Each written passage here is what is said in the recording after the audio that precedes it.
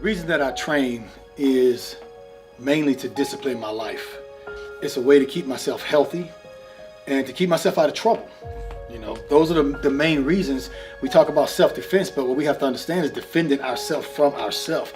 There are so many things out there that can lead us to bring ourselves down. And when I train, it helps me release positive energy. It keeps me off drugs. It keeps me off too much alcohol. It keeps me from partying too much. It helps me to have to be a positive person. The main reason I train is I use it as a way of life, a self-discipline, and of course, it's always fantastic to be able to fight. You know, when you can fight, you know you can defend yourself. That allows me to not have to be arrogant. It allows me to not have to be cruel. It allows me to be a nice person, to be a kind person, to open my heart to others. Because I don't have to be afraid that I'm going to be harmed. Because I know if somebody tries to do something to me, it's like, it's on. I'll take them out. You know what I'm saying? So knowing that gives me confidence and actually gives me the freedom to not be afraid, which allows me to have true peace. And that's what training brings to me. I'm Jermaine Andre. I am a United States Martial Arts Hall of Fame inductee, inducted as the first mixed martial art master. I am a two-time world champion, a five-time United States champion. I am a pioneer of the mixed martial arts, a UFC veteran. I also am a martial art and self-defense teacher. I teach the martial arts mainly because I believe in giving people a chance.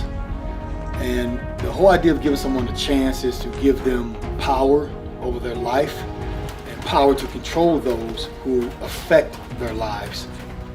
Through martial arts training, you learn to gain control of the number one influence and the number one thing that affects your life, and that's yourself. When I train people, I'm teaching them to believe in themselves. I'm teaching them to trust themselves. I'm teaching them that they can do things they never believed that they could do. When they learn this, they can take this to their everyday life. And when it comes to that college test, or they go to become a surgeon, or they join the military, whatever it is, when those moments happen and they feel that this is something I don't know if I can do, their brain will go back to what they learned from me that moment when they learned and trained under me. And they could do something that they never believed they can do. It's amazing to watch people come in who are afraid of their own shadows, afraid of human beings, afraid of themselves, afraid of their own decision making. And to start training them and teaching them, and they start doing things and developing and realizing that they're actually an amazing and a great person, and that they can be a great person. I like to teach the martial arts because I believe every single creature on the planet has a right to defend himself, himself or herself. And having a right to defend yourself is not a right if you don't know how to do it. Because we can all scream about our rights and scream this and that, but somebody attack you in the back alley and you can't fight, you can't defend yourself, that right means absolutely nothing. I don't care what you scream to the news or who's screaming it for you. So teaching a person to protect themselves actually gives them the true right to defend themselves, and it gives them true freedom through combat training, through combat education, through a person understanding that this person is not a threat to them because they can do this technique and do this move or use this strategy to stop that person's ill intent.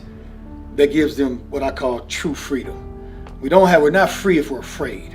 If you're afraid to lay down at night because you think somebody might break it out, you're afraid to walk the streets because you think somebody might mug you, you're afraid to drive because you think somebody's going to carjack you, you're not free. We're trapped by that fear. But when we learn to be aware and look out for the things that carjackers do, and we learn not to go down the street because that is the stage that is set for someone to get mugged and attacked. We learn that this person is making a move and that's an imminent assault, and all you have to do is use this technique to hit this soft area on their body that no matter how big and muscle bound they are, how crazy mean they are, it is going to hurt and be effective, and you know it's going to work. Now you can walk the streets calm, you can sleep at night calm, unafraid. And then now you're truly free, which allows that person to be kind to others and not have to be arrogant, not have to be aggressive, not have to be cruel, or not have to, I like what Marilyn Manson says, we're killing others so we don't have to kill ourselves. Feeling like I gotta have to get my gun and go out there and hurt somebody else so they don't hurt me or hurt my family. So when you understand these combative things, that's what brings true freedom. I like passing it on as an American to other Americans and even, visitors of the country. we all have that right to that true freedom. Because once we feel and we have it and it's true, we want to give it to others.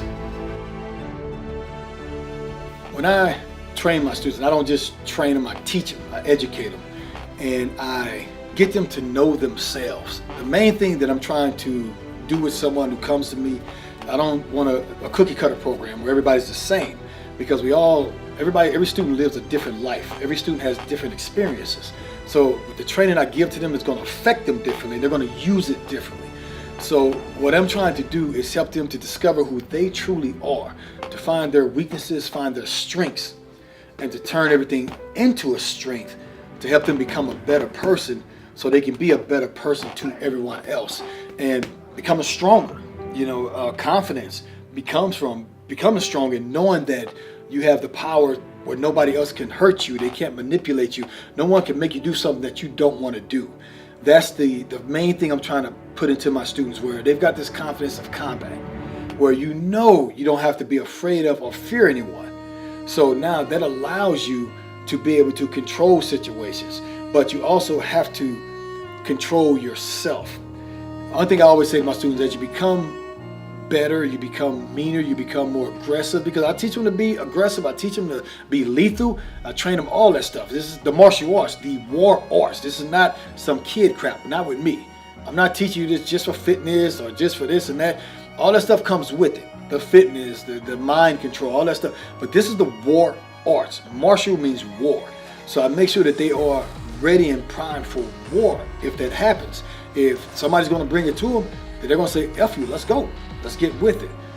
But through all of that, the main thing is to instill them with a power and the self-confidence and the self-control that they can choose, and they want to choose kindness. They want to choose to be able to bring a situation down or de-escalate a situation instead of getting afraid and having to attack and hurt somebody. They're not afraid of this person, so they can talk things down because they're calm enough to think ahead, because they know they can whoop that if they want to. So I'm trying to instill in my students the exact same thing that I have instilled in myself, and that the martial arts is given to me, and that I hope to maintain and work to maintain for the rest of my life. If you are someone who wants to train in the martial arts, you want to train in self-defense, this is go for anything, soccer, football, I don't care what it is, lawyer, whatever. But let's say martial arts. The first thing you have to do, people say, well, how do I identify the right trainer? How do I find the right dojo? First of all, you got to make sure you're the right person. You have to make sure, are you going to commit to this? What do you want to learn? Why do you want to learn this? How are you planning to use this? Where do you think you may have to use this? How much time can you commit to it? How much are you willing to spend on it? One of the things I hate to hear is a person say, I'm trying to find the cheapest place to go learn. Come on. Free ain't good and good ain't free. That's kind of the way that goes. So that's not saying some free stuff, it can't work for you, but you have to make the decision. Am I doing this because I want to sweat, lose weight? Okay, then it might be good to go to a cardio kickboxing class, or go to one of these. I know they got these new gyms with these bags hanging and the person just punch. Yeah, they'll probably get you in great shape, but you're not really learning true martial arts or self-defense unless that's what the class focused on. So the first and most important element in finding the right trainer or the right dojo is yourself. You have to know what you want, what you're willing to commit, how much you're willing to spend before you go and waste these facilities' time and these trainers' time. Now, secondly, don't go off of fads. Don't go off a name, Krav Maga or Jiu-Jitsu or Muay Thai or Judo or MMA or boxing, whatever. All these names, karate. I can say how much Kung Fu, there's 1,000 names to say. So I'm not holding any name out there. I'm just saying, don't go just because it's this name. What do you know about that art? What do you know about how it can be used except for what's being promoted? Whenever marketing and promotion made, you point out something good. You don't point out the weak and the bad. So you need to learn about the art that you're going to learn about first. Which art do I think would fit my life right now? Once you figure what art you want to study, then you start looking for schools. Now, when you pick a school, check the reviews, but understand these reviews can be corrupted, reviews can be bought, all kinds of things can happen there. So that's just a tool. It's not a bad thing, but that's not it. Look at the reviews. Okay, this sound good. Try to find somebody who goes there, somebody with sense, somebody that's kind of like you, not just anybody. Ask them what they think.